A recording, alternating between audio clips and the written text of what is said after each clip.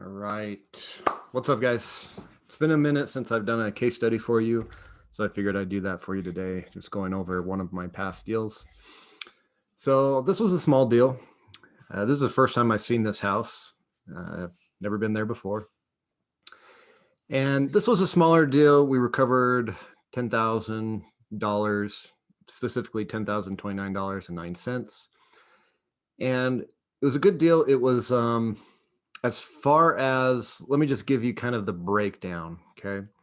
The client was the previous homeowner, so straightforward there. And I made contact. Most of our communication was via text and email. I don't remember ever speaking with him on the phone. I just had reached out to him via text. He accepted to receive more information via email. I sent him an email. We got everything signed via email, DocuSign. So pretty straightforward. I think maybe all in on this deal, I was into it maybe 5 hours, trying to find him, getting the paperwork signed.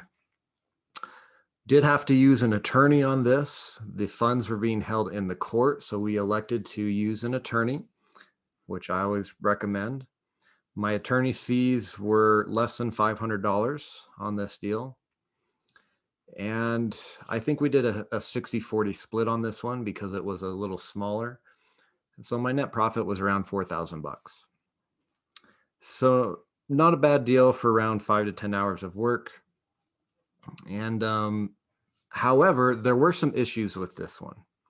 And what I mean by issues is there were potential issues. As I was doing my research on this deal, I noticed that there were potential creditors listed as people that may be entitled to the funds. I believe American Express was on there. So he had some credit card debt that he, I guess, hadn't paid off. And there was a couple other creditors. And when I totaled it all up, I added how much each creditor was owed, and the amount owed was over $13,000. So this one, I was hesitant to pursue this one because I wasn't sure if we would actually even get anything if we went after the funds. And so I told the client that. I was like, listen, it looks like there's some other creditors on here. Looks like there's a credit card company and some other folks. If they file, they will probably have priority. And if they file, we won't get anything. And so I told him that up front. And I was like, but if they don't file, there's a chance we could get something. So I just let him know up front, and he was okay with that. And so we moved forward on it. And we filed our claim, and we waited approximately 60 days, and nobody else came forward. No other claims were submitted. So then we requested the judge to approve our claim for the full amount. And it was approved. Okay. So we were able to recover the full amount that was available, which was $10,000 in this case, even though there were other potential creditors that may have been able to come forward and claim funds that they may or may not have been owed. And so what's the takeaway here? Well, the takeaway is, depending on when you're doing your research and you're looking for liens or you're looking for potential creditors, people that may be owed money other than the homeowner, you have to make a judgment call sometimes. And sometimes you can, file claims and see if anyone else comes forward. Now, if they had come forward, what would have happened if all of the creditors had come forward and they had made a claim on the funds? And they're all legitimate claims. Well, if that had happened, we wouldn't have recovered anything. And I would have lost, $300 or $400, whatever my attorney's fees were, less than 500.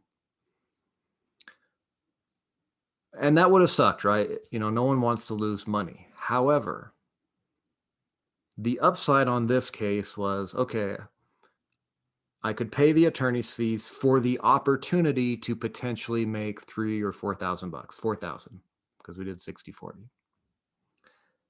And so my personal decision on this was I was willing to risk a few $100 in order to make a few thousand. And sometimes you have to do that on certain cases. Other cases, it's a slam dunk. You know that you're going to get the funds. There's no other debt. There's no other liens. There's no other creditors. On those ones, of course, you're going to go after it. On other ones, you may want to not pursue it. If there's liens owed to the IRS, you probably want to skip it. Or maybe if the lien is paid off, there's still money left over. And in those scenarios, of course, you would go after the money. And then there's kind of these types, like this case, where you're not sure if you'll be able to recover anything, but if you don't try, you're 100% guaranteed you're going to get nothing. So that's the takeaway on this one: is sometimes you have to make judgment calls. Sometimes you have to be willing to risk in order to receive a reward, but you don't always have to. But in this scenario, we risked, we rolled the dice, and it paid out. Now, I have other cases where it didn't pay out, but on this one it did. And so you just have to evaluate each case and ask yourself, what are the risks here? Is there anyone else entitled to the funds? If there is, how likely are they to come forward? Okay. And then evaluate your risk and then mitigate the risk and see, maybe ask yourself, can we negotiate this debt lower so that they're owed less? Now that's kind of more advanced and something that I could probably teach a whole other class on, but we won't go into that. But these are just questions you should ask yourself when you're evaluating these deals. Okay. So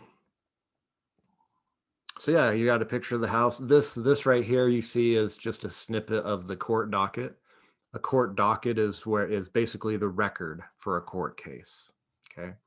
So you can see here, this was paid out. Here's the amount and the check, and then they mailed it to me. Now that's the final point I want to make is, ideally, this is how you want it to go. Meaning, ideally, you want the funds to be sent directly to you and have the check issued in your company name or your name if you don't have a company. Okay. Good reason for that is, well, then you don't have to worry about powers of attorneys. You don't have to worry about a claimant getting the funds and then not paying you.